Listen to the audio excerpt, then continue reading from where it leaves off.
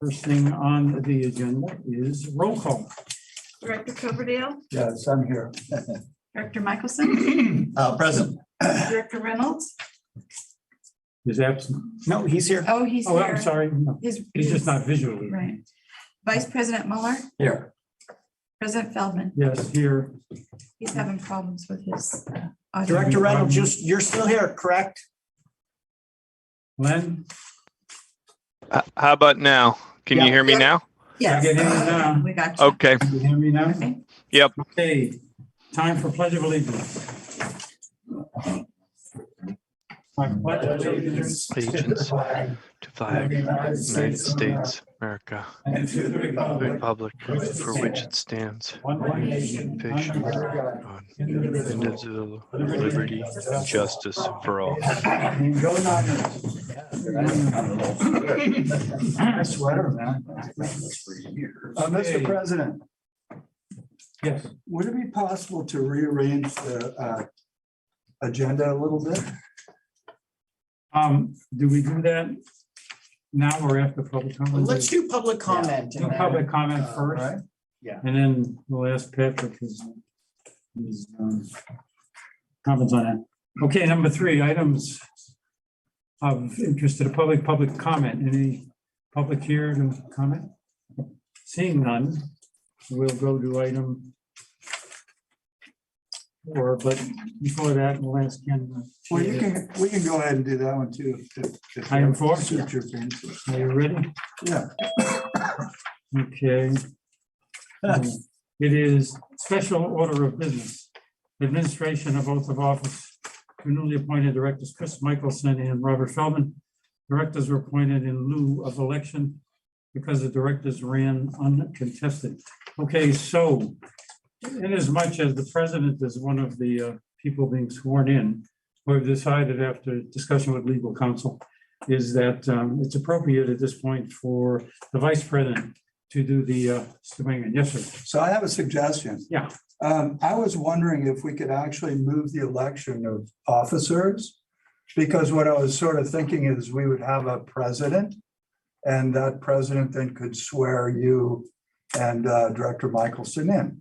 I had checked with Patrick on the process for doing the election of officers, and as it turns out, well, I'll let Pat discuss his findings. It appears that we're really unable to appoint the new individual until the January meeting. That's what I understood from Patrick. So that's why we put it at the end of the agenda. We typically elect them in December and they preside in January. Yeah, but I mean, so as I'm president open elect. to whatever. So as Yeah, president so elect. let's start one question. The first question that's before us is, who can administer the oath of office? I think that's Director Coverdale's question. And any director may administer the oath of office, as a notary public, judges, and some other officials as well. So it's entirely appropriate for the vice president or any director to administer the oath of office. Now, if the board wants to rearrange and elect the board president and vice president at the front end of this agenda, it's totally okay to rearrange the agenda, and you could do that. And then if there's a new board president who's not going to be sworn in, then that president could do that. So it's totally up to the board if you want to rearrange the agenda. And as Director Michelson said, I think it's customary for this district to have the election at this meeting, and then the official will take, the president, the vice president will take the office in the January. Okay, so what is the pleasure of the board? I mean, Yes. again, the swearing in is the swearing in, and I'm willing to, do the election if in fact that's the board's preference. But then do the swearing in with the president-elect, but that's the administration and presidential responsibility begin in January. Yeah. So whatever, what's your comment, John? Thank you. I would really be more comfortable to hold it till later in the meeting because I do have some comments that I'd like to make and I don't want to take it away from the start of the meeting. And so I think the oath of office, I'm comfortable with doing that as vice chair. Okay, And then we'll go to that and I can make Okay. my comments later. Everybody and then- comfortable with that? Yeah. Okay, so why don't we let you do your. Yeah. oath of office? So, do we do them together? gotta stand up. Yeah. Do we have a cheat sheet? Do we get one? Yeah, actually, but I need to read it. Oh, Gosh, yeah. So we get another copy? because you know, Oh, there's two of them. I'm getting up there in age now. My memory's not so good. Okay, we'll start with, I, Bob Feldman. Hi, Bob Feldman. I, Chris Michelson, I, Chris Michelson, do solemnly swear or affirm that I will support and defend the Constitution of the United States and the Constitution of the State of California. Oh, I'm sorry, you're supposed to repeat it, right? Right, they are supposed to repeat it. Okay, I can tell we want to get through this meeting quicker tonight. Okay, go ahead then, go ahead. Bob Feldman, Chris Michelson, do you solemnly swear that you will support and defend the Constitution of the United States and the Constitution of the State of California? I, Bob Feldman, do solemnly swear that I will support and defend the Constitution of the United States of America. Okay, and you, Chris? I, Chris Michelson, do solemnly swear that I will support and defend the Constitution of the United States Against all enemies, foreign and domestic. That's all right. Against all enemies, foreign and domestic.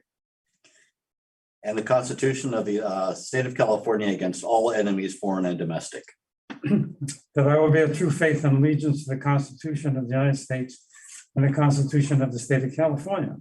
That I take this obligation freely without any mental reservation or purpose of evasion. And that I will well and faithfully discharge the duties upon which I am about to enter. That I will bear true faith and allegiance to the Constitution of the United States and the Constitution of the State of California. That I take this obligation freely without any mental reservation or purpose of evasion. That I will well and faithfully discharge the duties upon which I'm about to enter. Congratulations.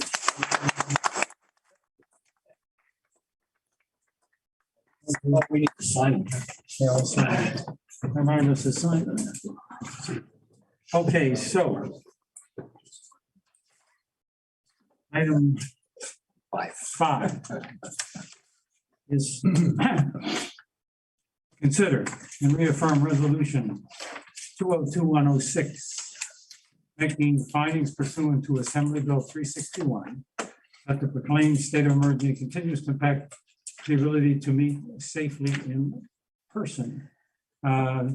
Notwithstanding witnessing our general manager is not here at the meeting today. So that's why I need to keep this going. Do I have a motion?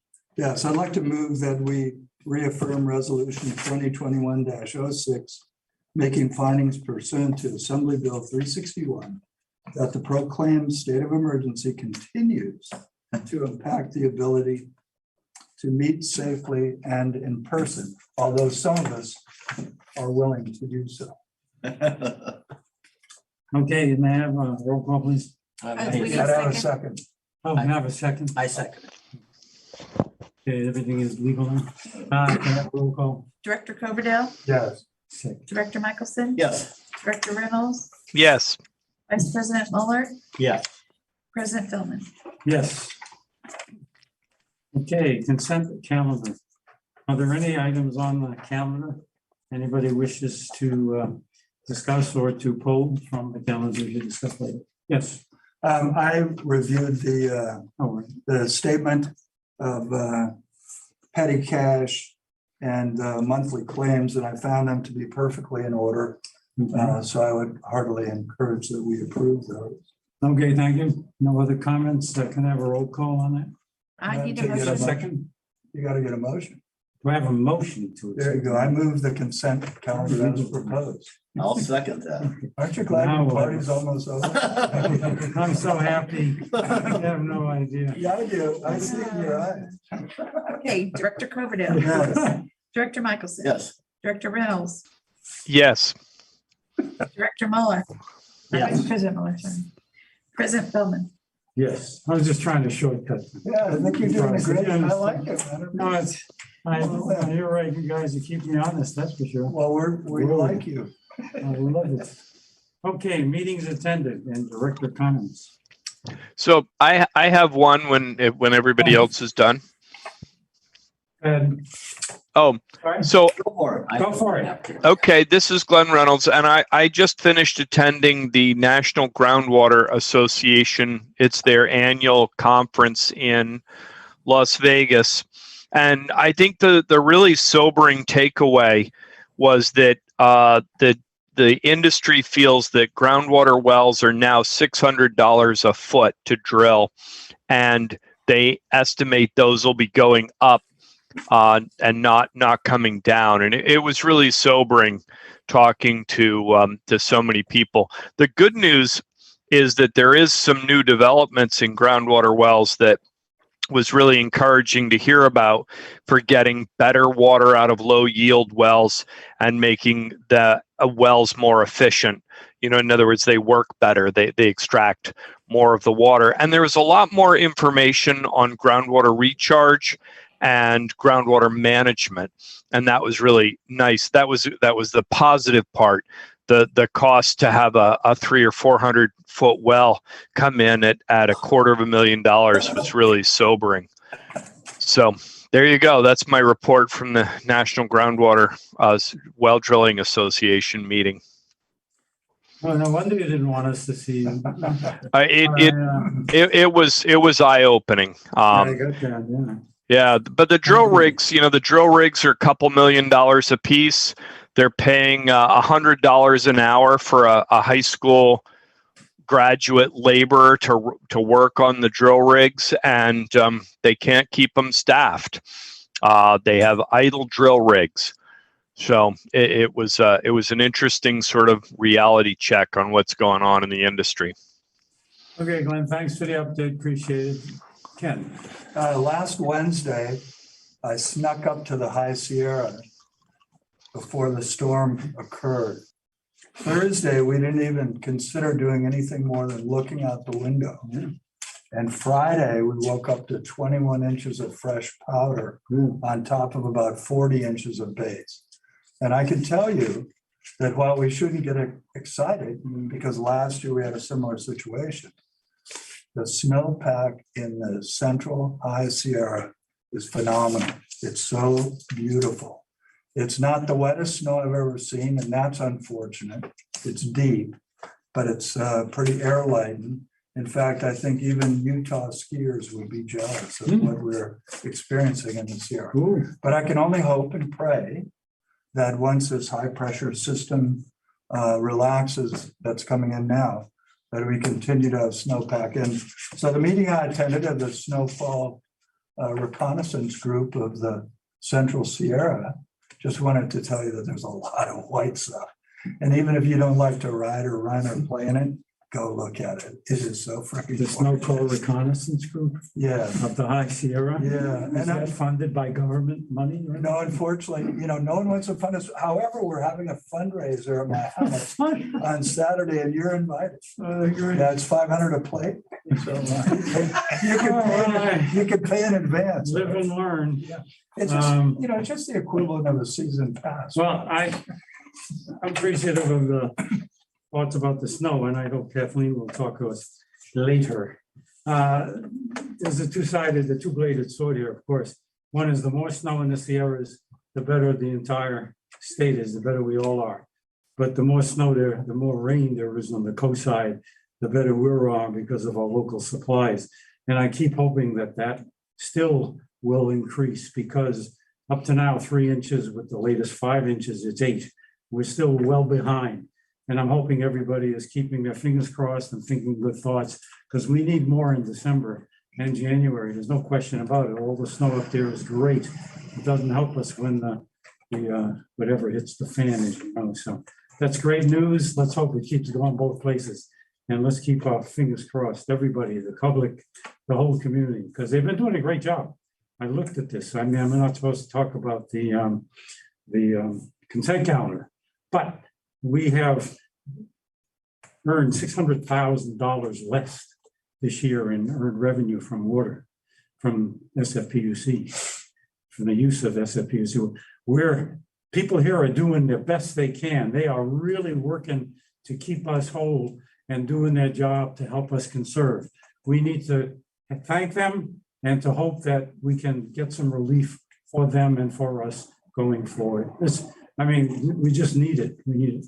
John, sorry about that. Thank you. Yeah, just to follow up with what you just said, both of you. If you look at the long-range forecast and we're looking at our drought conditions, it looks like it could be another dry year. The state is already coming out with drought predictions for all of us. So we don't want to get ahead of the game. No. Here in town, we got just about 4 inches of rain last weekend. So thank goodness for that. But we have to be careful there.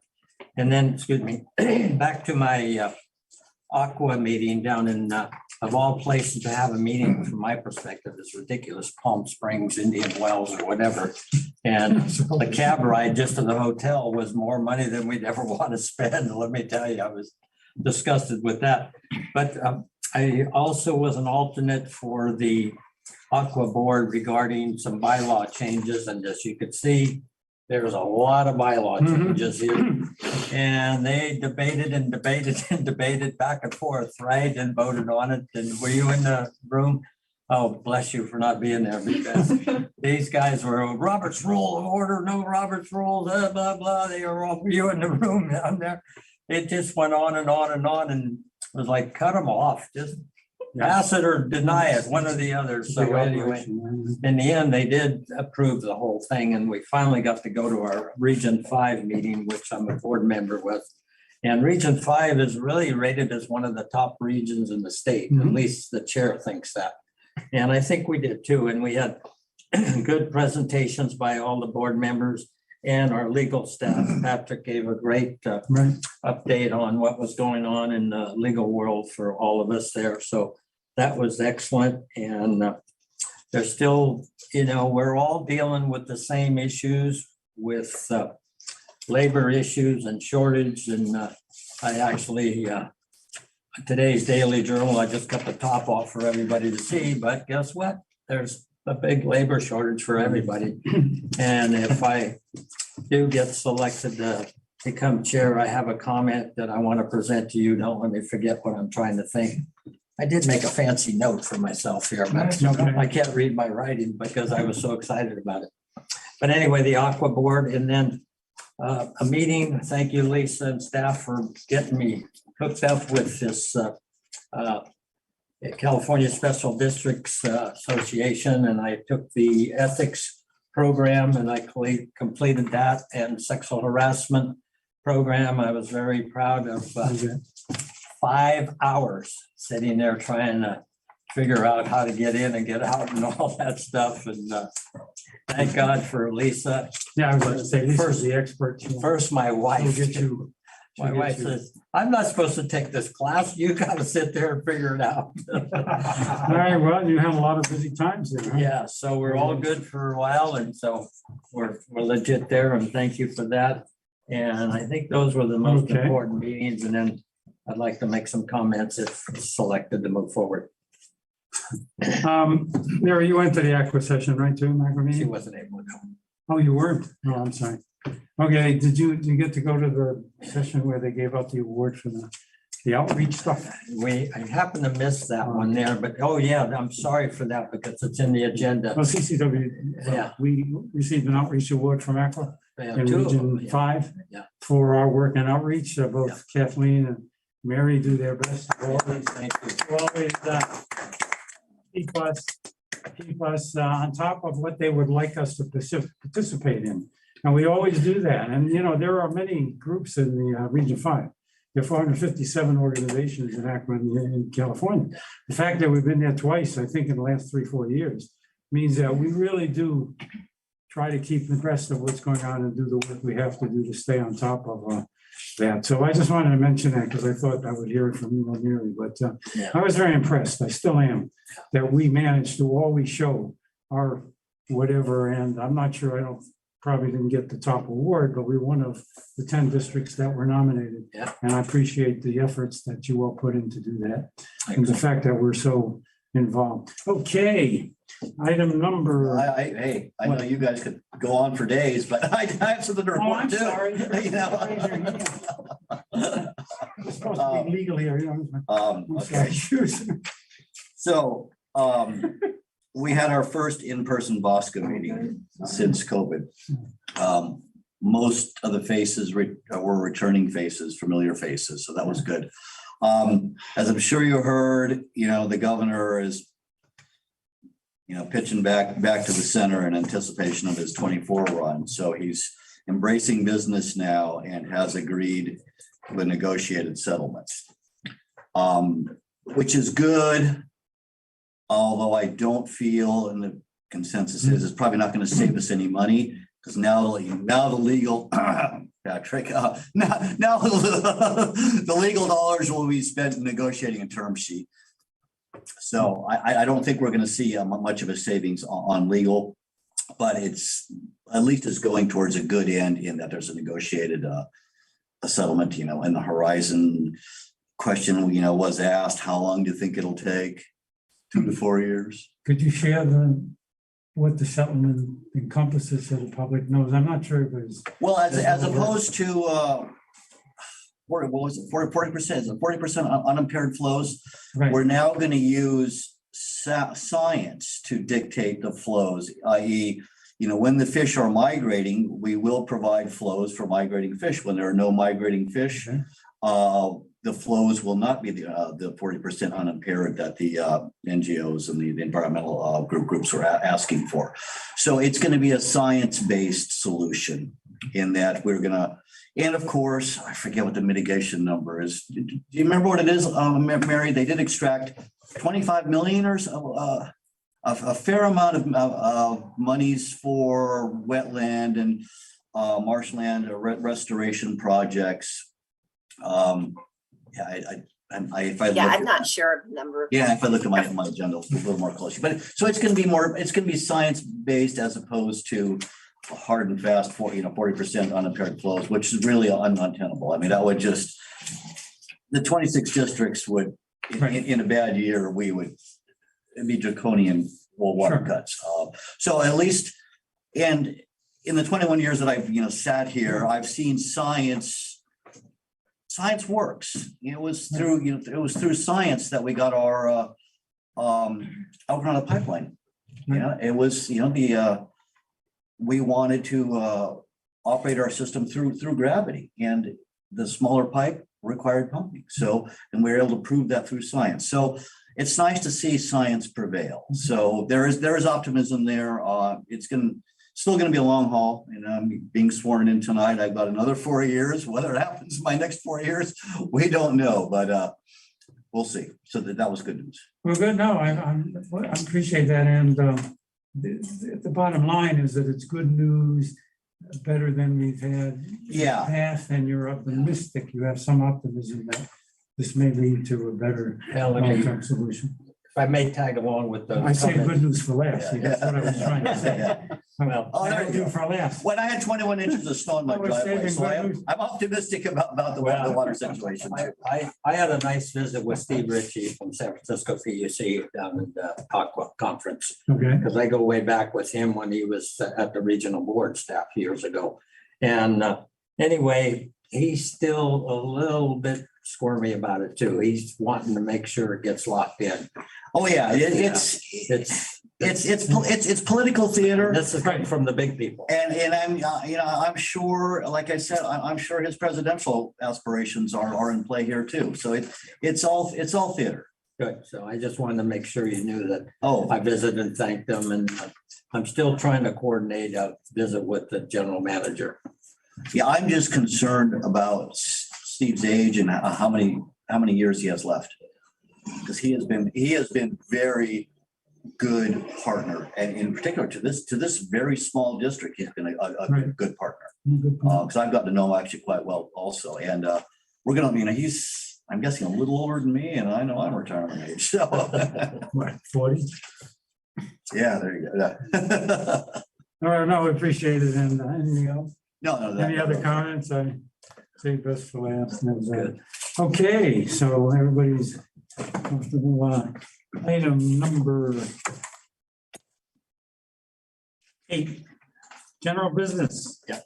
Public hearing to consider proposed amendment to the rate and fee schedule to increase water rates and water shortage rates effective January 19, 2023 and effective January 18, 2024, in finding that The amendment is exempt from the California Environmental Quality. Okay, so first, number one item, Emmett, you want to introduce Rev. Ellis? Yeah. Well, I will introduce. So we're here today to conduct a public hearing on proposed increases to the district's water service rates and water shortage rates of up to 6% effective January 19th, 2023, and up to 6% effective January 18th, 2024. So I'd like to introduce Kevin Kostiuk and Nancy Fawn, who are consultants with Raftellus Financial Consultants. Raftellus is a leader in financial modeling, preparing rate studies and cost of service analyses for both large and small agencies in California and nationally. The district contracted with Raftellus in June 2022 to prepare a water financial plan and rate study update that supports the proposed rates to the water service and water shortage rates.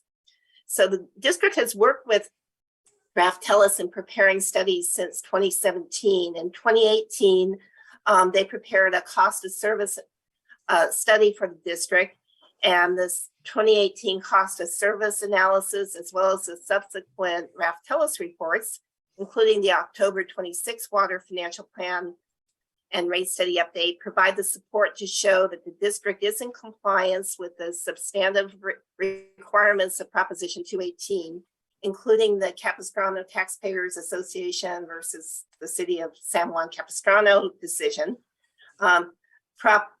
Proposition 218 provides that revenues derived from water rates cannot exceed the funds required to provide the services for which the rates are charged, and the amounts of the rates imposed do not exceed the proportional cost of service attributed to the property. So I'm now going to turn it over to Nancy and Kevin, who will provide us an overview of what they've been doing for the last 6 months and helping us guide us through the process. Okay, Nancy, you want to start? Thank you.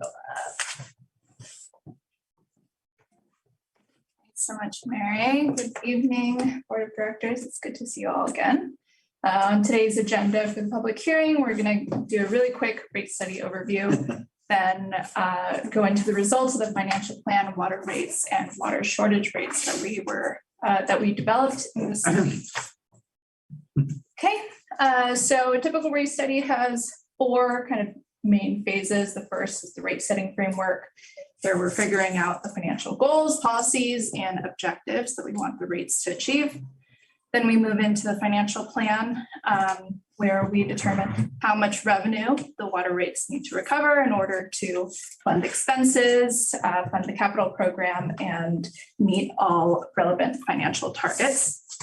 Then cost of service and rate design, that's where we allocate costs and determine the water rate structure. So for a little bit of context, which Mary covered earlier, in 2018, we did a comprehensive cost of service and rate study.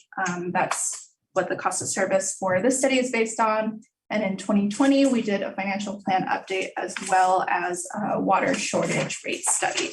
And so this 2022 study updates both of those studies.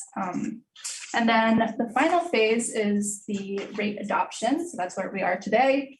That's where we have the report done. We've had all the relevant public meetings with the board.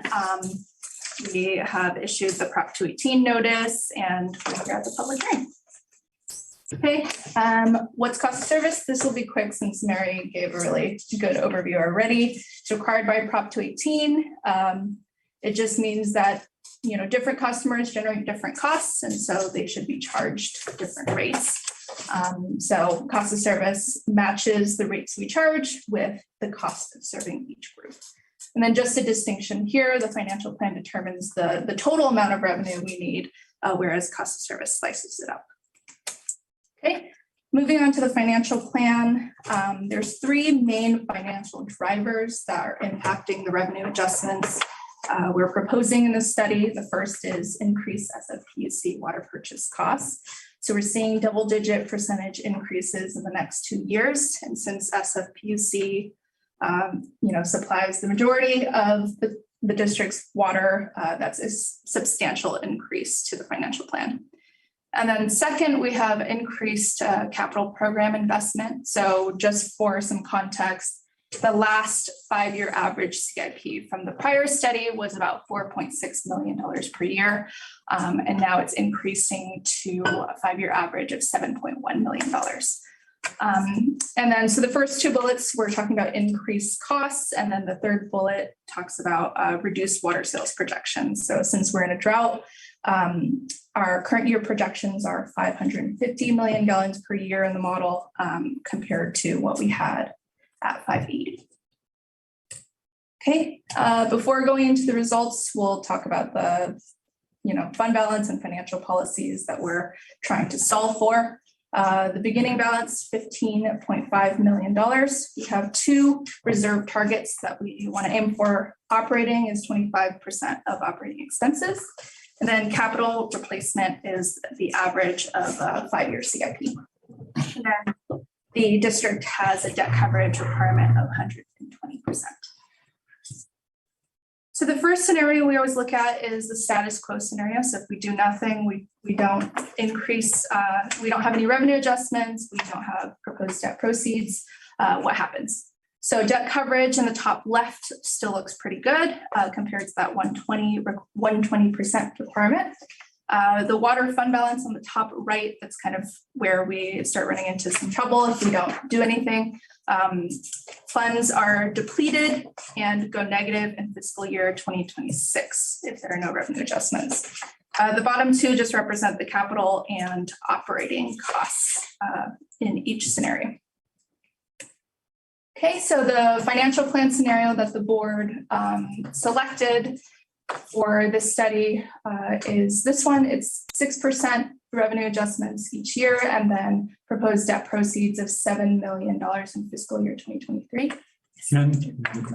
Lisa, can you just squeeze the upper right corner so we can see the rest across of the it? top? Just hit the far left and it'll disappear. Oh. That's okay. That's Mary. There we go. Well, we can bring her back. Yeah. We'll bring you back, Mary. At the top? And can we go back a slide? Yes. Because Oh, we right. didn't get to see the big, Couldn't see the red big one. picture. There you go. Sorry. So Yeah, I think it's pretty The big significant. picture. Yeah. Is that Mary? That's better, yeah. Let's see. Sorry, But yes. Mary. Okay, can we move on? Thank Go you. ahead. So 6% each year and then $7 million in debt proceeds in fiscal year 2025. Just for reference, the rates that we show in this study are only for 2 years. So for 23 and 24, but we look at a 5-year forecast just to know what's on the horizon. So debt coverage, even with the additional debt, still really healthy. Water fund balance with the revenue adjustments is pretty much right at the balance that we want. Capital improvement plan, you can see there's a big chunk of fiscal year 2025 that is funded through those proposed debt proceeds. And in the operating financial plan, that yellow bar right there, which we didn't have before, is we're able to add some cash to reserves and fund all operating costs. Okay, so now moving on to water rates. The proposed water rates in this study, so we use the current rates and we increase it 6% across the board for the 2 years based on the results of the financial plan scenario. As we mentioned before, the water rate structure was developed in the 2018 Comprehensive Cost of Service and Rate Study. So it follows the same structure, just collecting a different amount of revenue. May I make a comment there, please, Mr. Chair? At the conference with the state individuals, hundreds of them there, we did discuss the financing part socially. And we were really, from my perspective, we were as low as anybody in the state when it comes time. You're the experts. I mean, we're talking people with 12, 15, 16%. So I want the public to know that we've worked really hard through the chair and the board and staff and consultants to come with this figure, the 6%, and not the huge percentage that I visited with other districts throughout California. Well, it's good input, good feedback from the conference where a lot of people sharing thoughts. Very good. Mary, Nancy.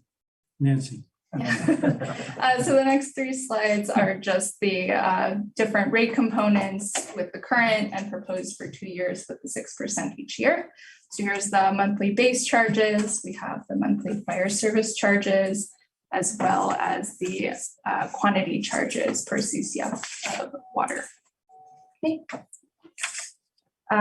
So we want to look at single family customer impacts. This table is from the Prop 218 notice, table 1. So this is a typical single family residential customer with a 5/8 inch meter. The average use for SFR or single family is 6 units of water a month. So their current water bill is $102.09, and it's going up to $108.22. It's a $6.13 monthly increase for the average single family customer. And we also have all the way on the right, the proposed bill amount for the second year of rate adjustments. Okay. So moving into water shortage rates, there's 4 main steps when we develop water shortage rates. We figure out what are the reductions in each stage, then what the financial impacts of each stage are, what rate structure is most appropriate for your water shortage rates, and then finally determining what the customer impacts are. Okay, so the water shortage rate structure. So that first question, the stages and reductions are based on the district's 2020 water shortage contingency plan, which was adopted. For the financial impacts, they include the lost commodity revenues from the usage reductions in each stage, changes to SFPUC water purchase costs, as well as a change in the supply mix, and then some one-time expenses due to drought, which is conservation outreach. So for the rate structure, we're following the same rate structure that we used in the prior year determined in the 2020 water shortage rate study. That's a uniform percentage increase. So all customers will see the same percentage increase for the water shortage rate.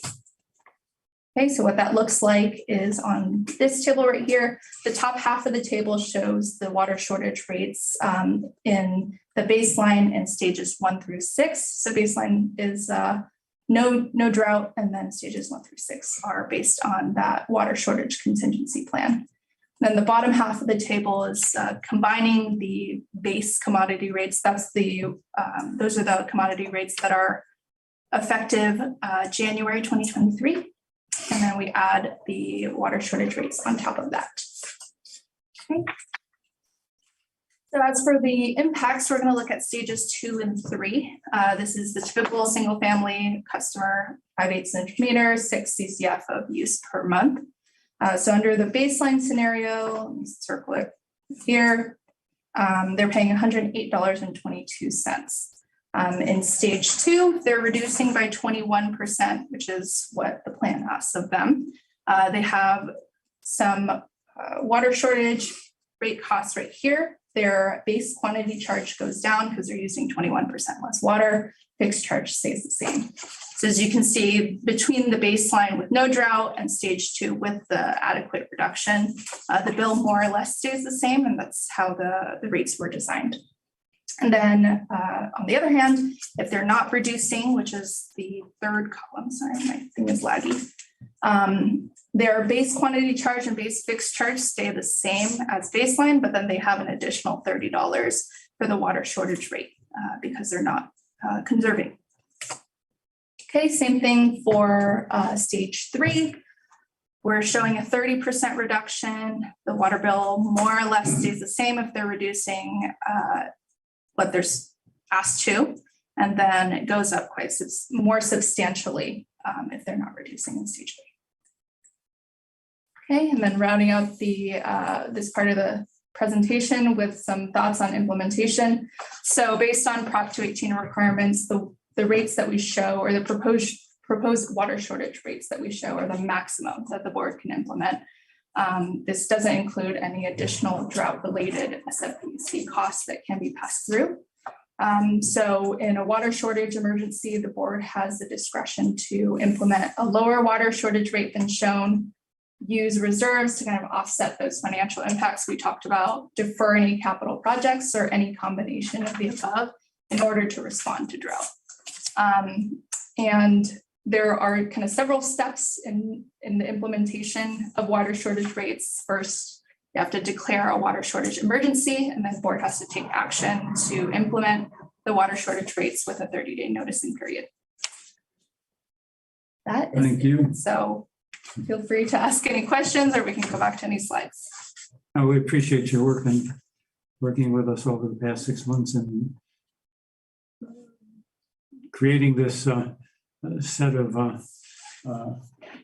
rates, and the approach to that has been, I think, fruitful in our case and given us the best support we can to do the right thing for the public, for our community, and for our customers. So with that, any comments before we go into public hearing? No, I think I'd like to go to the public hearing. Okay. All right, so do I have to do anything special open the public hearing, Patrick, or just? Yeah, you should just open the public Okay, hearing. I'm gonna and see if open there's the- any- Public hearing, item 2 on the this general business section. Proposed amendment to the rate and fee schedule to increase water rates and water shortage rates up to 6% effective January 19, 2023, and up to 6% effective January 18, 2024. Okay. Do I have any comments or from the public, any members of the public present? See if there's a comment from the public. Is this the time we talk about the recent protests that were brought forward? Yeah, we should. So just for the record, there's no public comment from anybody in the audience. And it doesn't look like there's any public comment from anybody that's participating virtually. I don't see any hands raised. And so we did receive 2 written public comments, protests against this rate increase, which I think Director Mueller, Vice President Mueller is going to be talking about. Yes, so if I go back to the public hearing here process, I can't thank staff and board members that were involved in this and our professionals that are professionals in this business. And they live by this process of how they work through districts to do the right thing for the boards and the district and the public customers. So I thank you for that. And I want the public to know that there's 30 pages with 2 sides, so that's 60 pages in this thing. As you can see, I did highlight some of them for you. And the red is not that comfortable, and the green we really support, so thank you. But I want the public to know, and the 2 comments we did receive on the protest, I think it would have been more comfortable for me if they would have given a reason other than just protest, you know. So I thank them for sending it in, but I would have liked to know more background information. But thank you, all the professionals that worked on this Okay, and board receiving it. all righty.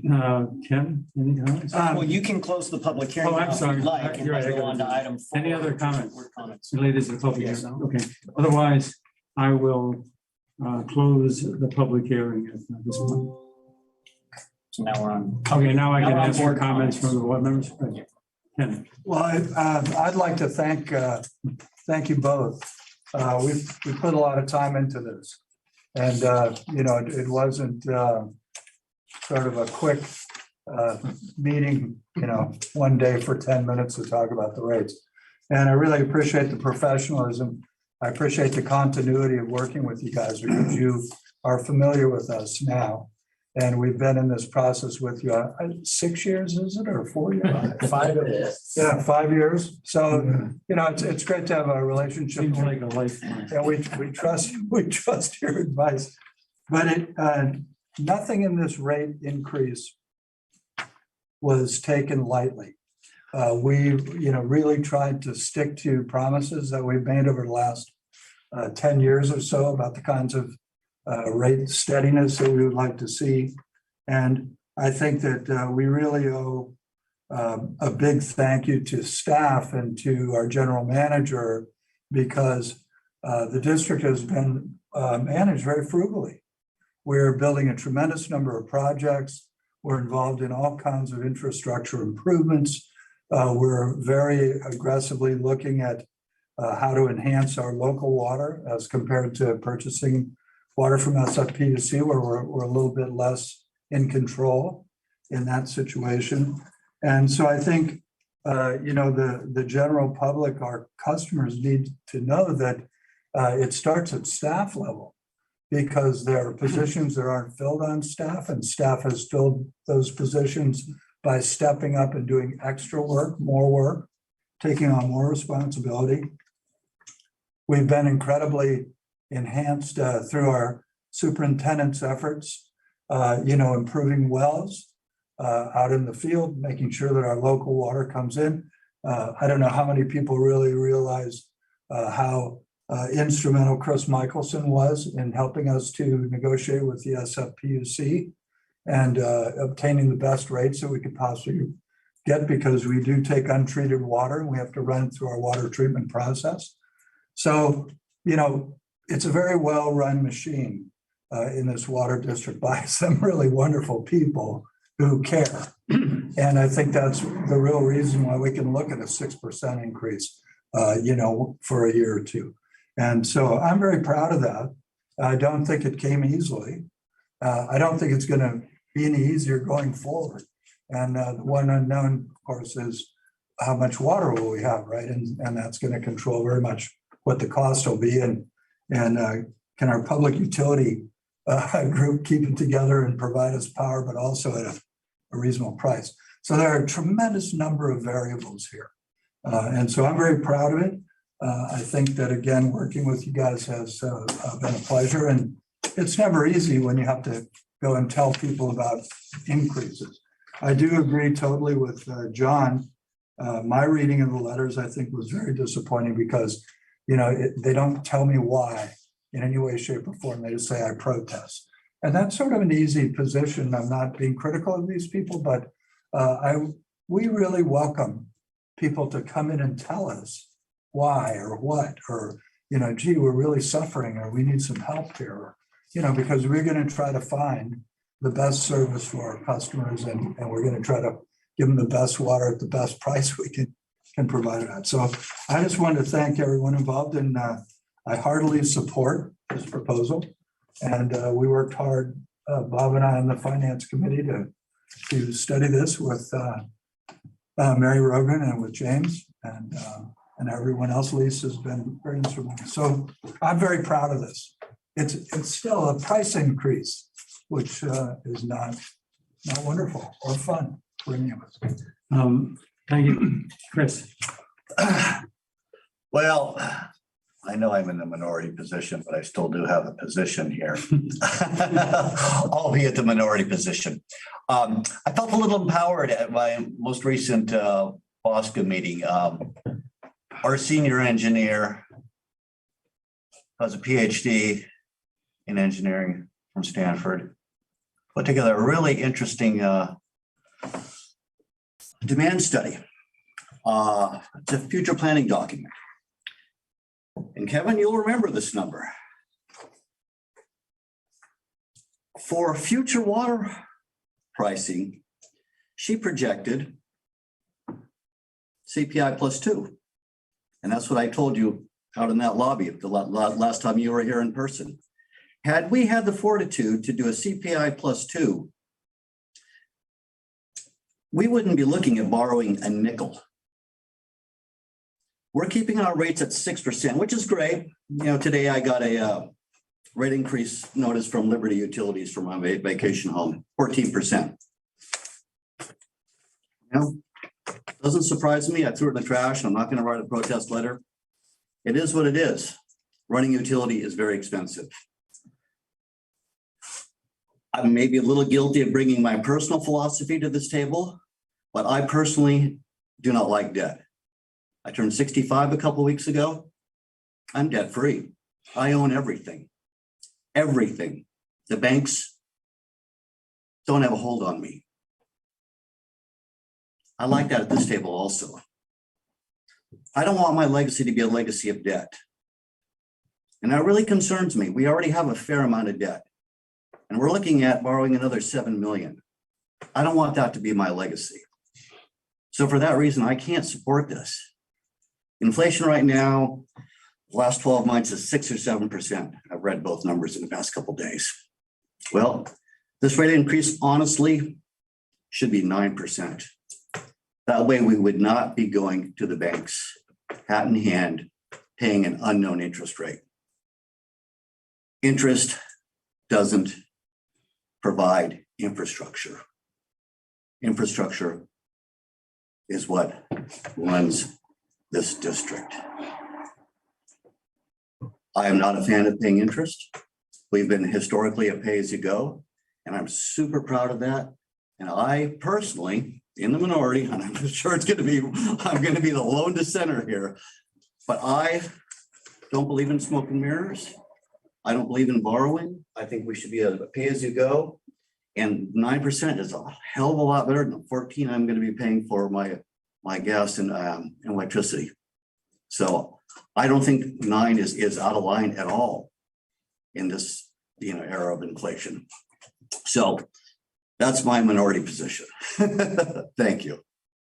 Okay, well, we appreciate the input, understand that you have concerns about the debt service that we've committed to, but I would ask Ken to comment on, do you have any comments on? I mean, we in the Finance Committee spent a good deal of time trying to come to grips with this. And we decided that, or we felt that, and we proposed that, it was worthwhile to do debt because we've been very conservative with debt over the years. This man over here to my right was the most negative person I've run into about debt. He wouldn't take a loan for anything. And yet he changed his tune. And I was very pleased after all these years of working with him to know that he was willing to consider other options. And he, in a way, was almost the one who pushed me to consider that we do this. So I don't feel uncomfortable. I know that this is not necessarily something we all appreciate, and having debt is not the best way to live your life, but we've always been pretty successful, 1, in finding decent rates, 2, in working it off, and 3, in paying our bills. I've not seen us ever fail to meet payroll and to meet our debt service. And so I feel, in spite of the fact that, it isn't a good thing always, that we did the right thing from a judgmental and a planning point of view, and that we have made the right call in this, and we've given ourselves till 2025 to see how things go, to decide whether it needs to be that number or a lower number or any number. We just don't have all the information, but it gave us the ability to keep the public at a little lower rate increase, and also facing the potential water shortage rates to keep it even lower going forward, because it would have been a pretty bigger number if we added it to the present rate structure to a 9% or something else. So we felt we were doing the public good service, and the public have shown us that they have done us good service by reducing their use of water to the utmost that they could to give us the opportunity to do this. So I feel very positive and feel good that we made that effort. And I appreciate, I really do, that you've shown that there are other ways to do this, and that you have a concern, and that we should consider other options going forward. And I have no problem with that. I thank you for that. Thank you. Yep, just with a little respect, again, all the thank yous, and with board member Michelson. I still have a little belief in the borrowing world. When you're in agriculture, you're a little more borrowing, whether it's family money or bank money. And kind of always had a thought, it doesn't cost, it pays. That's my one-liner for tonight. When it comes to debt. We're going to be paying an interest rate. It's just, it's undefined right now. Okay, I appreciate that. Any other comments, Ken? Yeah, well, the only other comment that I'll make is this. I used to listen a lot to another board member tell me, why in the world should we pay cash for improvements now that are going to last 50 or 100 years? And I used to think, well, because if it's paid for, it's paid for, man. How cool are we? We're like providing for our descendants. we're taking care of all of them. Isn't that a wonderful deal? And, you know, I believe that because the way we built the, Crystal Springs project was on cash. We pre-sold connections and brought cash into the district and paid cash for years on that money and got criticism like you can't believe for it. I thought it was really cool. But I changed my mind. And the only reason why I changed my mind was when these things are going to last that long, I think it's really cool. And I hope somebody says, oh, that Coverdale really bought us a lot of infrastructure. And, 70 years ago, he was just a good old guy. But I think it's fair to spread it out over the people that are going to be utilizing it. And I came to change my mind about that.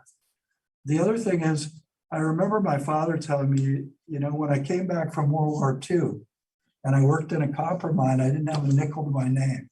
And if I had never borrowed a nickel, I never would have gotten to the place where I got. And he paid off all his stuff at the end too, Chris, just like you're just describing. He was very proud of himself to do that. I was really proud of him because he started with absolutely nothing. But I'm just telling you that in today's world, things are too expensive. And the cost of the infrastructure that we're looking at is more than we have the capacity to pull money out of our operations or our pockets to pay for.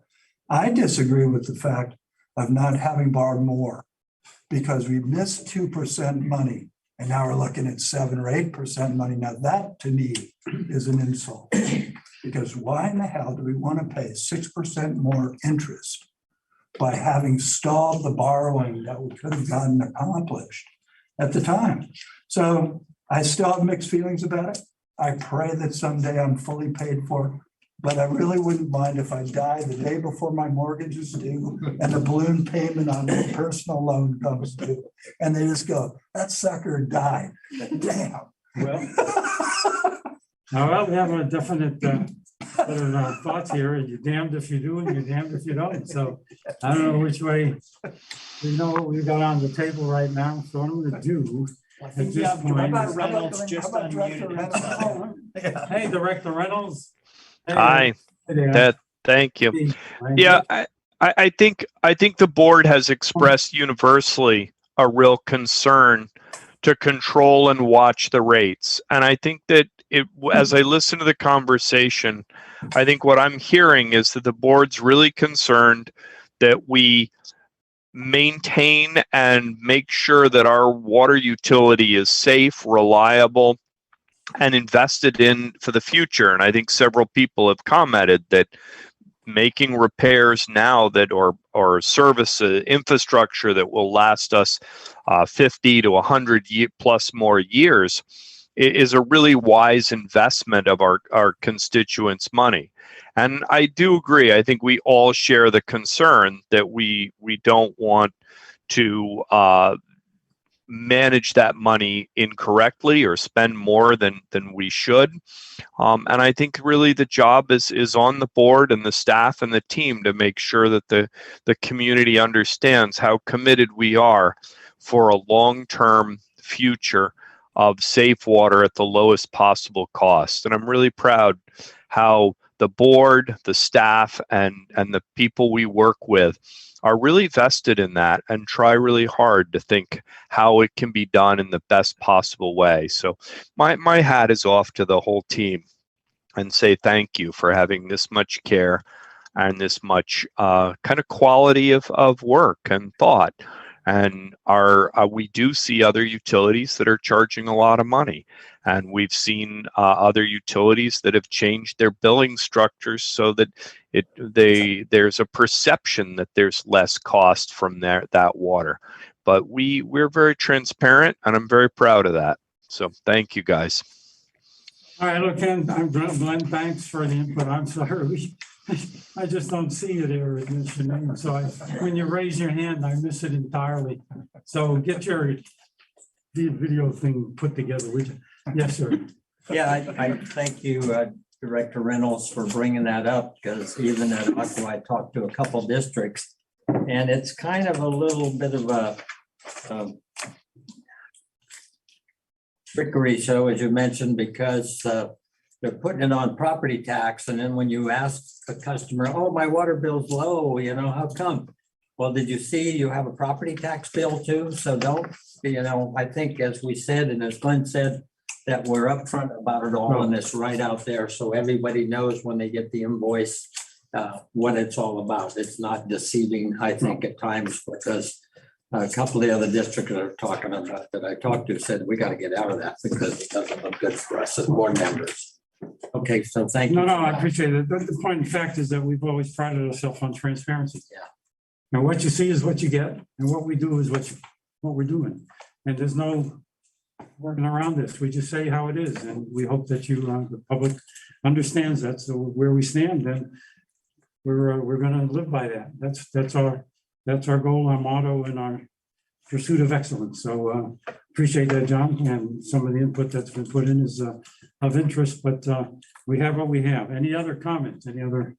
I'd like to make a motion. Okay. Yeah. So we adopt resolution 2022-13, which is a resolution of the Board of Directors of Coastside County Water District, amending the rate and fee schedule to increase water service rates and water shortage rates, and finding that the amendments are exempt from the California Environmental Quality Act. Do I have a second? I will second it, and time for a comment, I'd like to comment, but I will second it at this time. Okay, so now we have a second. We go to a vote. Do you have a comment? Yeah, we Comments go- before the vote? No. Yes, Yeah, we Oh, can- yeah. You can comment. that's when Sure. you, Yeah. that's when you get to comment. Right. So I would just like to reassure what everyone has been talking about at this board, how we've been so transparent, as you've been saying, and how much energy and work and funds went into this project. It just didn't come from nothing. Thank you, and you deserve whatever cost it cost us district to do the right thing. So thank you for keeping us on the right level and keeping us out of that jail, whatever, the jail. So you got to pay their invoice, Mary. You get it. Thank All you, right. Mary. Any comments, Mary, before we take a vote? No, we're sure waiting for the vote. Huh? All right. No, I do want to thank Nancy and Kevin for coming here today. I think it's important for them to be with you in person, Right. even though I can't. Yeah, we know you don't like us. It's all right. All right, can I have a roll call, please? Okay, Director Coverdale, Yes, Director Michelson, I'm going to vote no, with no disrespect towards Raptelis and the document that they produced for us, but I am voting no. Director Reynolds, I'll vote yes. Vice President Mueller, Yes. President Feldman. Yes. Okay. So, I would say that Sanjay was a lot of fun. Just to let you know. Well, I guess I have to set my game up. So please, if you see him, send our best regards if you see him. your fun game, try and get that fun game up. Okay. Next thank you for time, coming. no 16 pages next time, please. Have a good trip back. Merry Christmas. Appreciate it. And take care. Thanks for the very precise description tonight. Wonderful job. Appreciate it. Yeah. Thank you much. Tell the boss to give you a raise, not from us. Hey, everyone. And now the item that everybody's been waiting for, number 9. No, we're on B on number 8, which is election of Coastside County Board President and Vice President. I'd like to nominate John Mueller for president. I'd like to nominate Chris Michelson for vice president. Thank you. Okay, I don't keep track of the status and the role on this presidential stuff and vice president. Is there some order we do this in normally? Well, it has been, and I would be happy to make a comment. I Yeah, think 'cause I'm in order to be I was vice gonna nominate, president. yeah, it's okay. And I then was I'm in just- order to be president. Right. And my concern is that I'm really getting to the point where my focus is changing. And I don't want to underserve the district in a leadership position, especially anticipating that there would be a follow-up leadership position. And I think Chris who's just been appointed for 4 years, is going to really provide some wonderful time that I may not provide. I have 2 more years left. And so I just think it'll be better served. Our district will be better served by Chris. Wow, I'm genuinely flattered. Thank you. Even coming off the minority position there a vote ago, I am honestly Well, flattered. Thank I had a second thought, actually. you. I'm sure you did. On that position, but I just want to tell you that John's going to be wonderful. He's done it before. And he is very sincere. He has a wonderful community connection. And Chris has helped us in so many ways because he states what he says, even when he's in the minority position. And he believes in what he argues for. And he has the best interest of the district. And I just can sense, I have 3 grandsons. I got a bunch of bad habits like skiing and sailing, and I just don't want to lose focus. I'll support both of them. I'd love to continue on the finance committee. I'd love to really continue to be involved in potable water reuse, which makes me very happy. And I'd love to try to build our relationship with the city of Half Moon Bay to help get some things that the district needs. But I don't think I would be a good leader in the capacity. I mean, I'll run a wonderful meeting because I'll make it fun. But I think that we need more determination and you know, maybe Nicholson will have to figure out how to get like a 15% increase. Yeah. And we can Like ketchup. we can point it out. No, a comment, anybody have a comment before I comment? I mean, all that you say is well and good, and I agree, Ken, there's no doubt in my mind that Chris will do whatever he does in the best way he can do it, and he's always done that. I have a different view here, and I know it's not necessarily the view of the group in general. You have 2 more years, and I know you're saying I'm not gonna maybe put my full heart and soul into this, and maybe I won't be the best that I can be, but you always have been for the last 20 years. And he's here for 4 years, and he's always been good for the last 28 years. And he will be good for 26 years, and he'll be good for the next 4 years too. And he will be there after you're gone and still be there to be the vice president and president. As a matter of fact, he would be VP next time after John retired and he became president, and be president after that.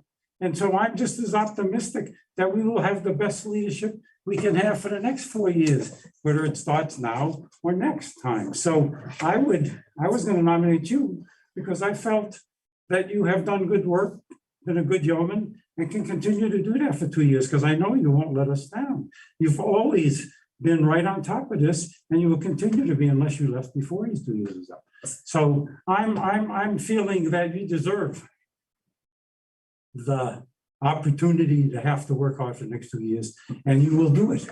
That's what I believe. And you deserve to have that in the public eye, and the public deserves to have you in that view too. Now, that's not necessarily the majority view, I understand, but that's my view.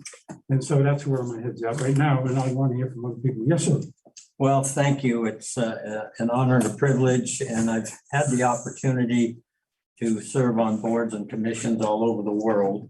And the last time I got into this room many years ago to chair, it was not a comfortable situation. And what I'd like to say is what a great job this district and boards have done in the past years. And Bob, you've been an amazing chair, a wonderful job.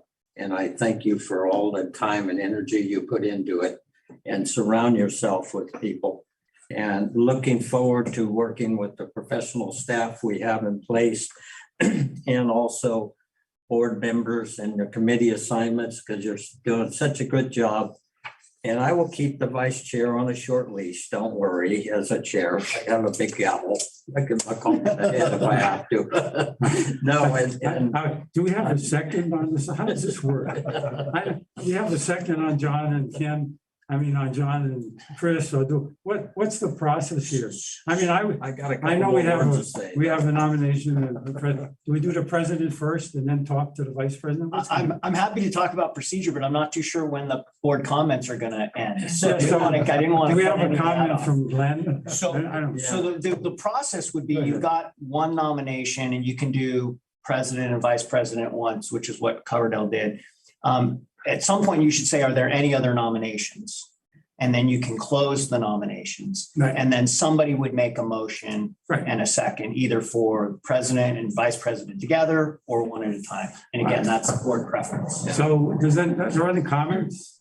Yeah, I'd like to. Glenn? Yeah, I'd make a motion to put Chris Ford as the vice president.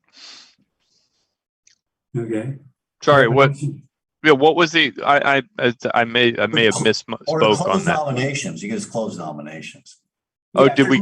If there's no other nominations, you could close the nominations and then Director Reynolds sounds like he's ready to make a motion. And then he can make a motion and then somebody would second it and then you would. Well, I'd make the motion. I would nominate Chris for VP, but if that's not seconded, then it goes down to choice. That's all. You don't need to second nomination. Right. So what do we do then if I say that? Just close the nominations. You can make your nomination and then close it and then somebody would make a motion and then you'd vote on the motion and either go up or down.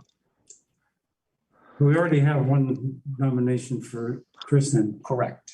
So do we have to close that and vote on it? No, I'm sorry. Yeah. I've So not run if into anybody this. else wants to make another, there's a variety of ways that this can be done. It's really up to the board president. But since you started with the nomination process, let's continue with the nomination Right. process, which would be see if there's any other nominations. And if there's no other nomination, if there's another nomination, then that can be made. And then at some point you close the nominations. Okay, are there any other nominations? No. Okay, I close the nominations. Okay. Okay, And then somebody would make a motion. okay, make a motion to. So I move that John be our next president and that Chris Michelson be our next vice president. Okay, And someone needs to second that. can you have a second on that? Okay, I'll second it. Okay. Given that, then I move acclamation. How you like that one? why don't we?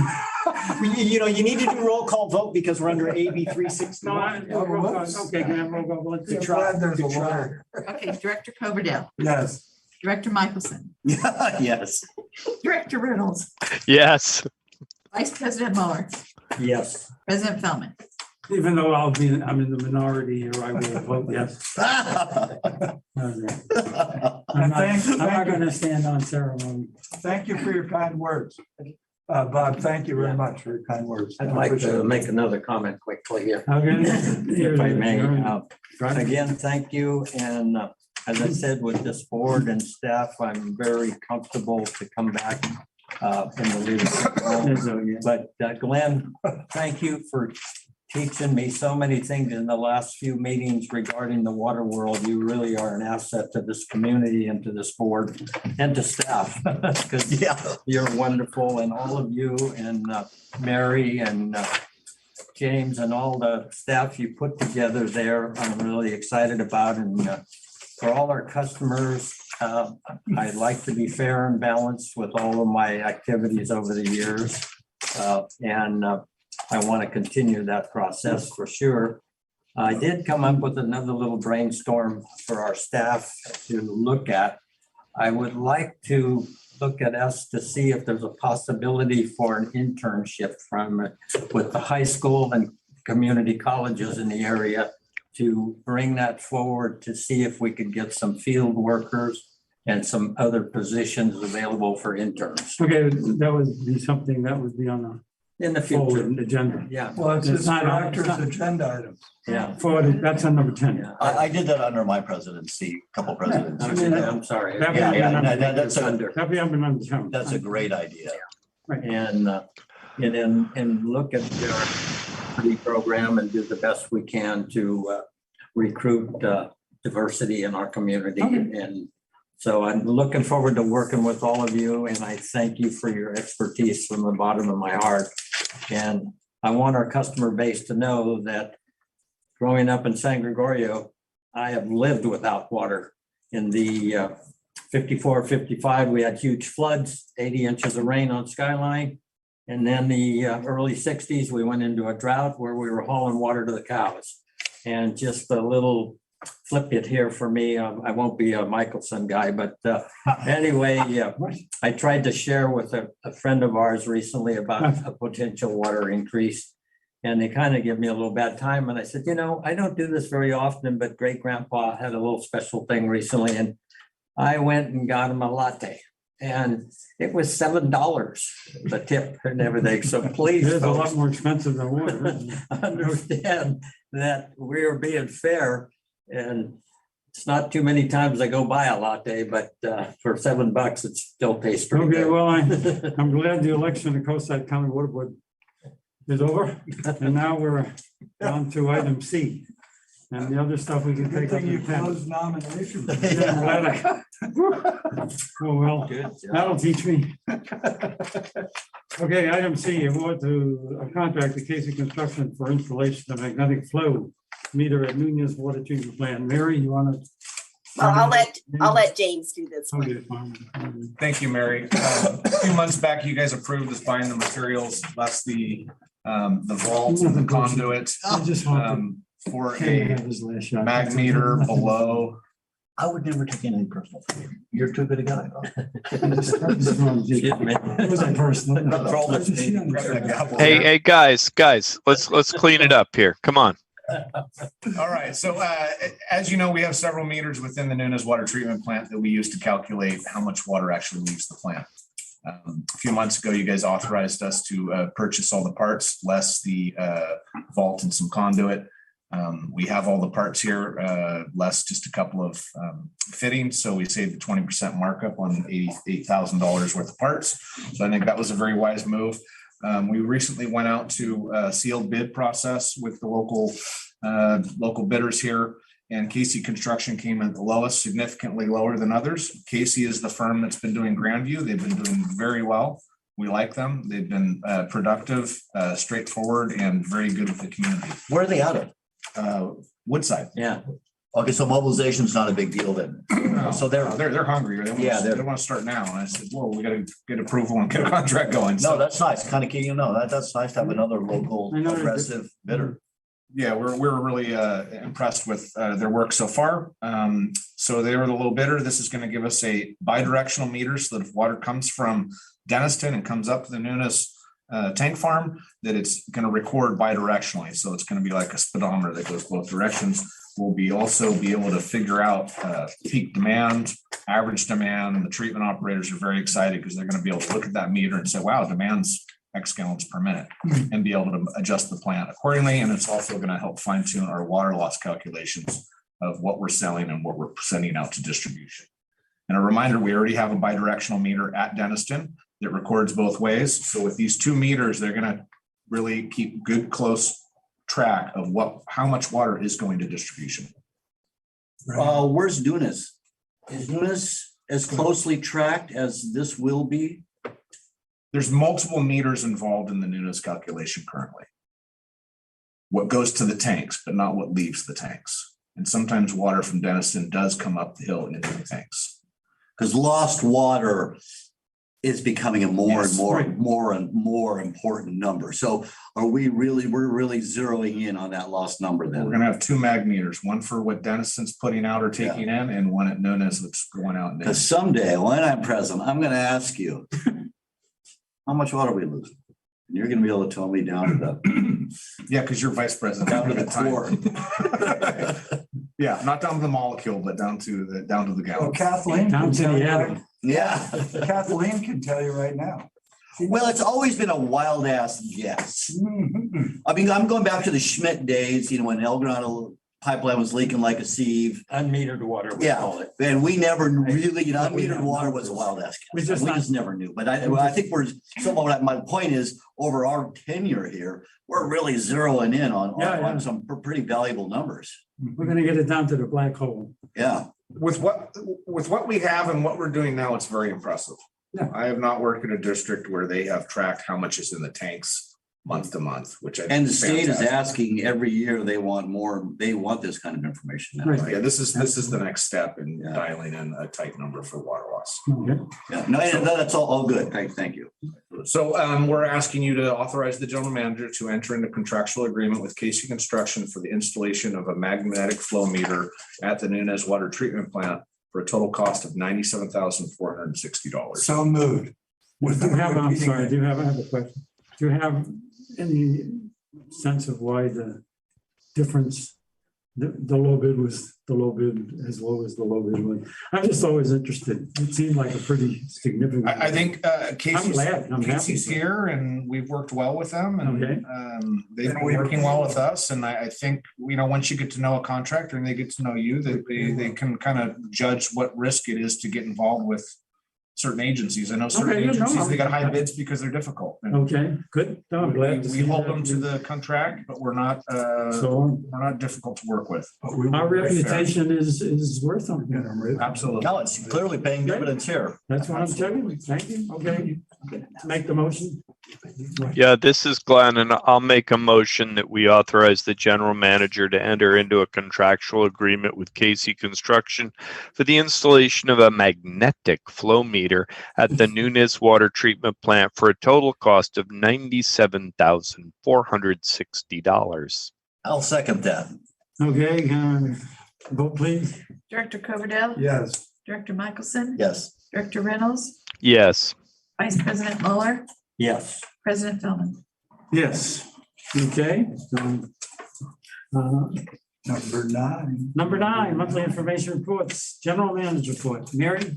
Okay, so for the, at least the third year in a row, we've received the 3 awards from Aqua JPIA, the President's Special Recognition Award for having loss ratios of 20% or less with our liability, property, and workers' comp programs. So this is a great thing. It's a tribute to staff for being safe and both with, from avoiding injuries, but also keeping good care of our property. And so we really have to commend staff for doing this. And what it does, just to let you know, this has also equated into dollars. So we've gotten roughly a $30,000 refund for at least the last couple of years for having low claims. So it's a good thing. Comments? They got color on there. Yeah. Yours is just What? black and white. Any comments? What can I say? Great Would you say man. 3 years in a row? Yeah. Ooh, I mean, how can you say anything, but that's pretty good record, pretty good process. And we want to thank everybody on the staff and the workforce here and all the folks that do this, because all 3, I mean, that's even better than 1. So 3 is better than 1 or 2. So thanks again for the 3rd year in a row. Keep it up. And we keep the money coming back from folks and good work.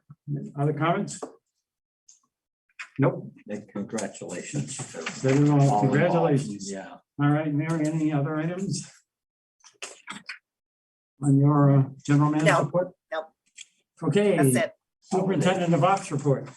Okay, thank you. Monthly highlights. Carson Anderson is our maintenance worker. He's already gone out and got his D2.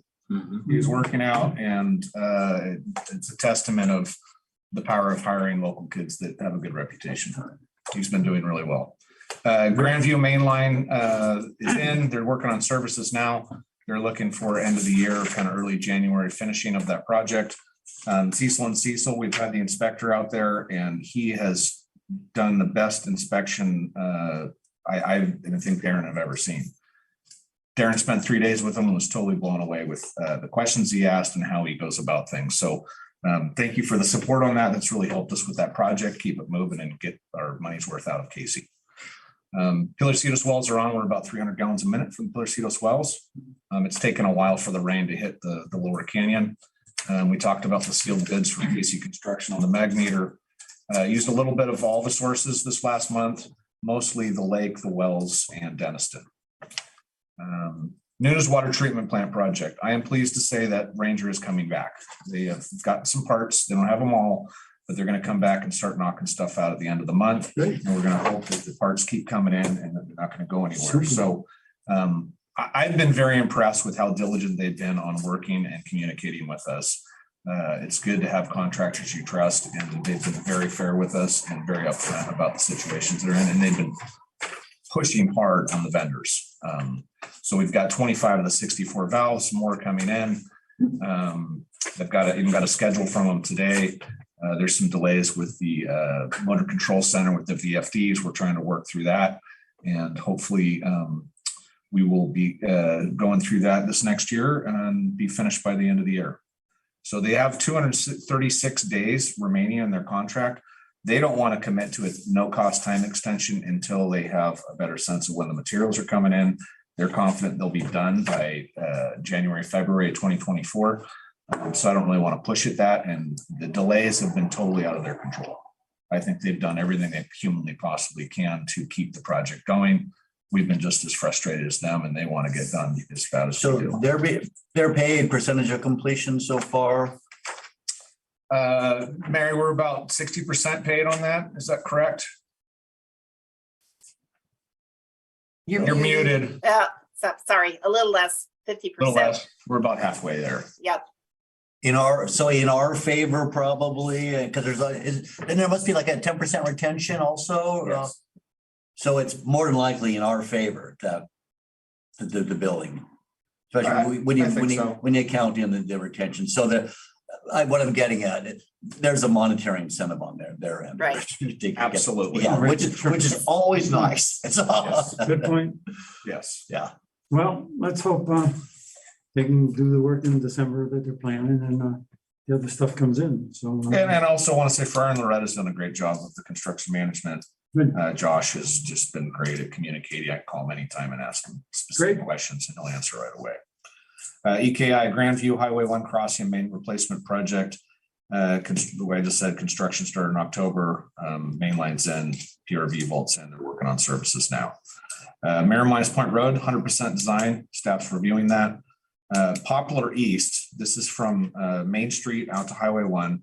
The city's got some grant funding for a pedestrian safety, curb, sidewalk, new street, and a whole bit. So we have asked EKI, and they have delivered on a bid set already out to bid.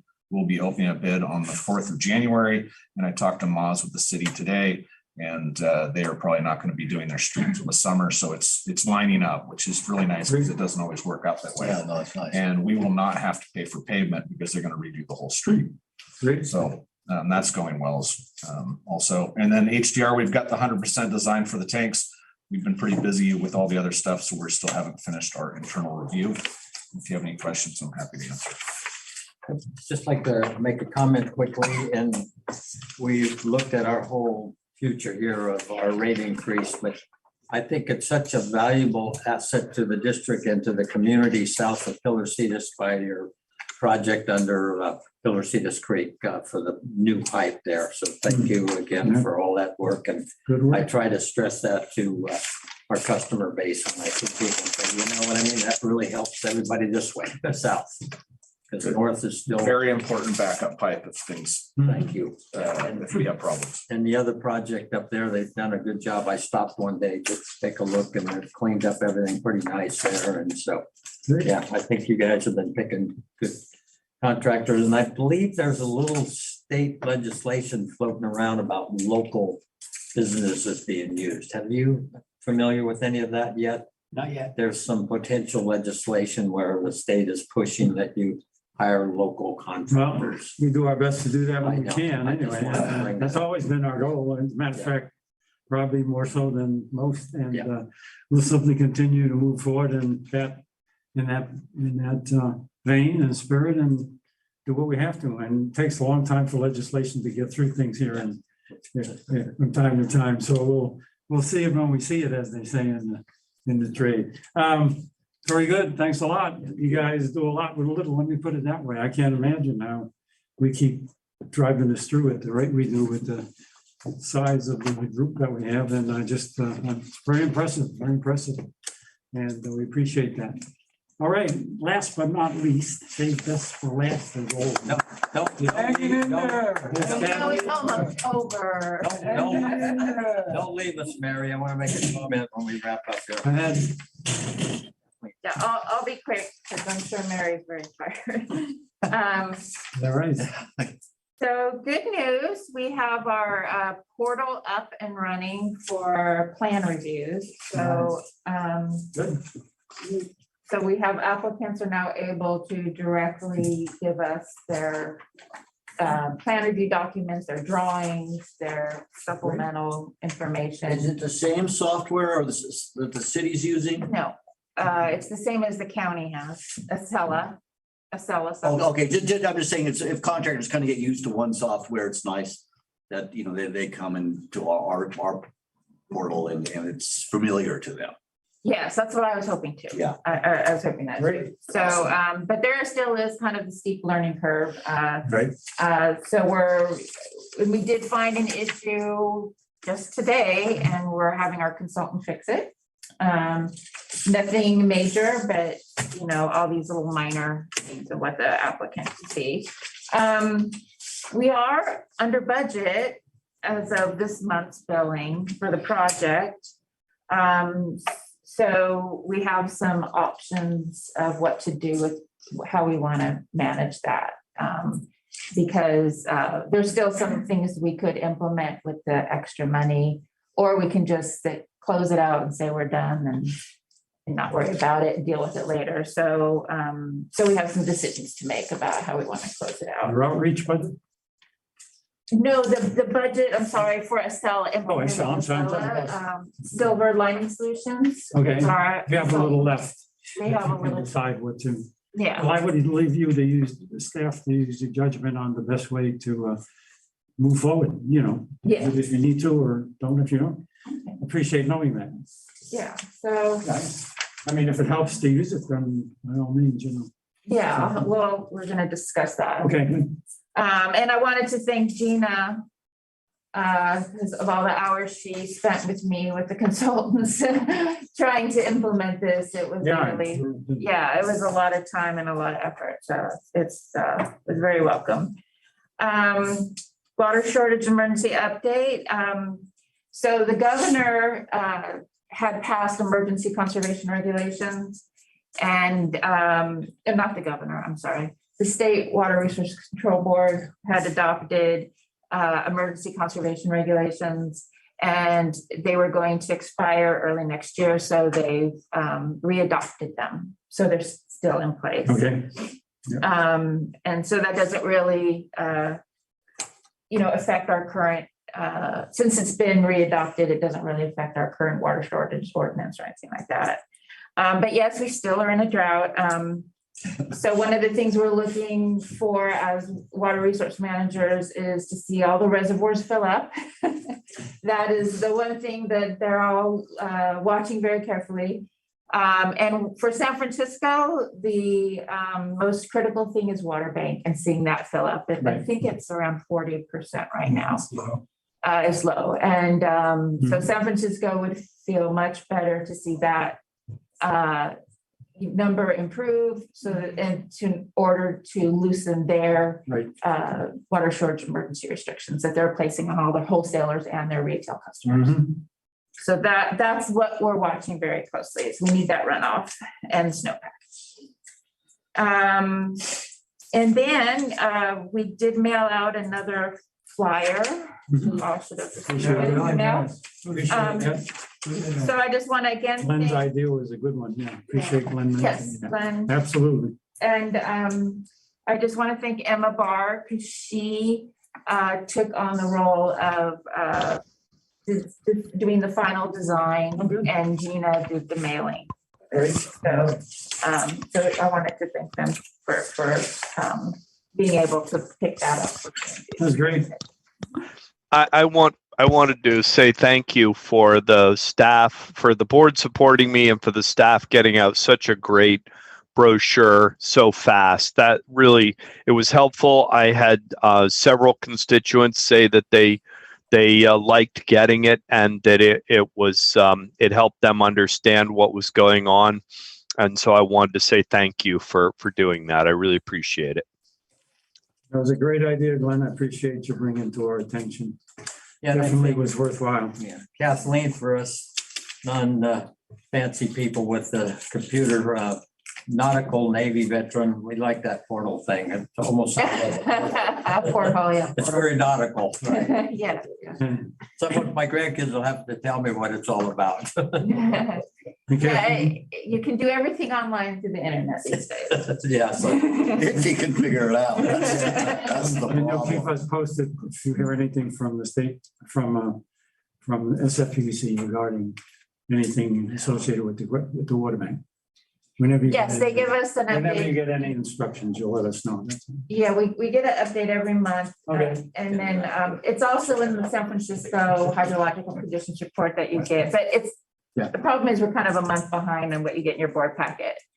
So Okay. that's why I just wanted to mention it, but that's really what San Francisco's focus is. I think we gotta work on Calaveras Reservoir. They are, actually, they did bring it up this month. They're anxious to try to fill it. Yeah. So they're just waiting for, It's taken so much time. It's amazing. how- Yeah. they have to, everything has to be lined up right and they have to get the go ahead from the regulators. Yeah. Okay. That was a well, and disappointing. they're still putting a lot of water out to the ocean too, from the ag perspective of the Coming up. Californian. They're like, guys, keep a little more in Shasta. You keep dumping it out.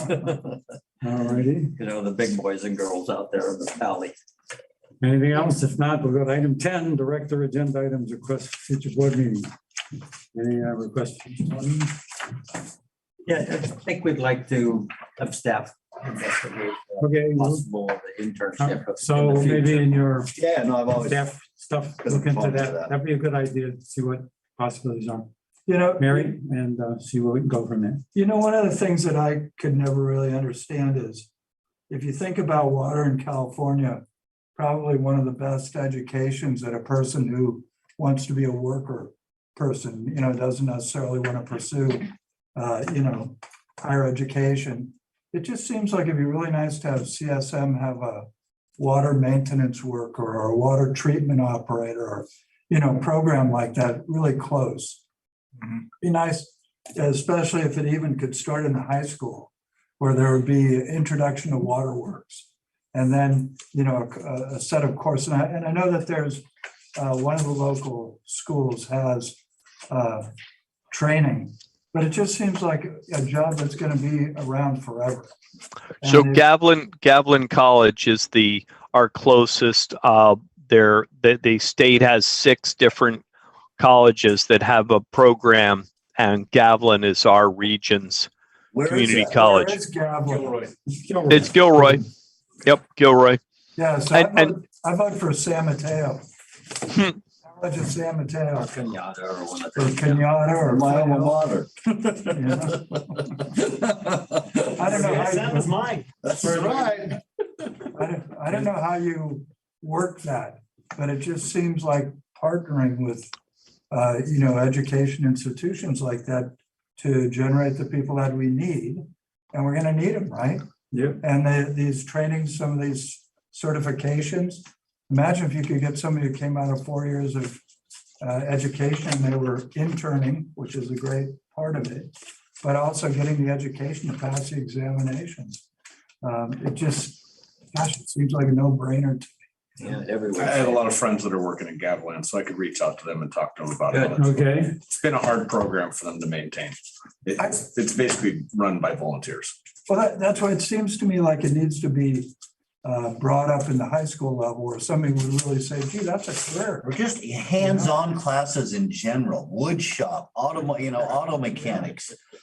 People, it's there's still hands-on jobs out there that go begging, and they pay pretty well. They do. And, many of those jobs probably be, union jobs, so there's been, even better benefits. okay. Negotiation, but that's something that's always, I just don't get it. We'd appreciate your attention and perhaps thoughts and maybe let us know what possibilities are going forward I'd like to work with you. and see what the possibilities are. Other items on the request for future board meeting? Yeah, we wish you a Merry Christmas and a Happy Hanukkah. Happy holiday and all that. Same to all of you. Before we adjourn, it's been fun this year. And Mary, It's been a fun assignment last year and lots of opportunities throughout with things going on in the public, with the water, with the whole environment. It's been quite interesting. And we've come through it with positive spirit and effort and attention and determination. That's what I can always say about this organization. They're a determined group.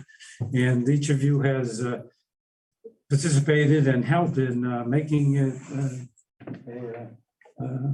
a term that was able to be withstood, as it were. And I appreciate that. And I thank you for all your help and support in making this year, I think, a productive year for us and for me as well. Thank you for your support and attention and help in doing that. great leader And Thanks for good your luck sense of humor. to our next meeting, Yeah. Mr. John. and Mary, we wish you well and Yeah. if You better. if you need anything, let us know and we can all help out wherever you need something. Just give it a couple of weeks to get that energy back. That's the All downside. right. Rest, and hot water, honey, lemon and ginger. Okay, with that, we will adjourn one of our longer meetings, but actually considering the agenda and items and all, it went pretty well. You did a And great I job. thank you all for your help. in Last making it gavel happen. there, make it Hereby good. adjourned. Hey. Thank you. Thank you, Bob. Oh, my Can you God. believe Thank it? you for the friendship. Do I have to sign it? Recording stopped. Yeah, we can still say Merry Christmas.